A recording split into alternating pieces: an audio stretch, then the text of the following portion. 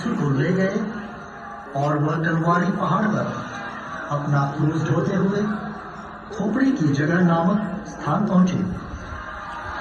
इब्रानी में उसका नाम गोलगोथा है। वहां उन्होंने यीशु को और उनके साथ और 2 व्यक्तियों को क्रूस पर चढ़ाया, एक को उनके दाएं और दूसरे को उनके बाएं। जनता खड़ी होकर यह सब देख रही थी। नेता यह कहते हुए उनका उपहास करते थे, इसने दूसरों को बचाया, यदि ये ईश्वर का मसीह और परम प्रिय है तो अपने आप को बचाए। सैनिकों ने भी उनका उपहास किया।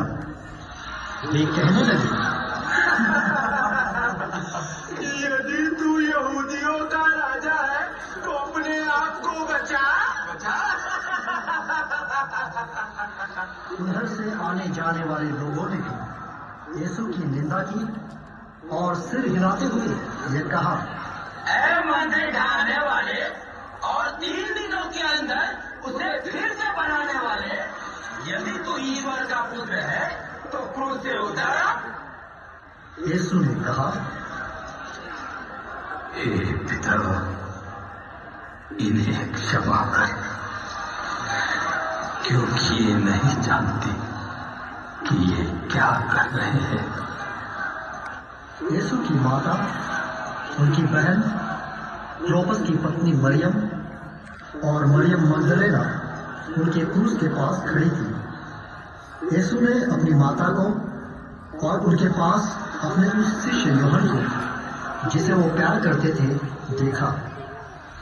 उन्होंने अपनी माता से कहा, भद्रे, यह आपका पुत्र है।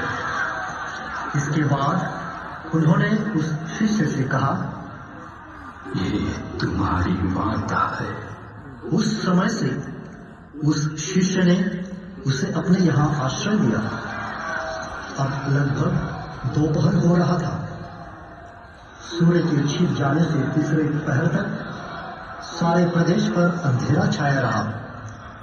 लगभग तीसरे पहर यीशु ने ऊंचे स्वर से पुकारा, मेरे ईश्वर, मेरे ईश्वर, तूने मुझे क्यों त्याग किया। यह सुनकर पास खड़े लोगों में से कुछ ने कहा, ये एलियस को बुला रहा है। उनमें से एक तुरंत दौड़कर पनसौता ले आया और उसे खट्टी अंगूरी में डुबोकर और सरकटे में लगाकर उसने यीशु के मुख से लगा दिया। यीशु ने खट्टी अंगूरी चख कर कहा,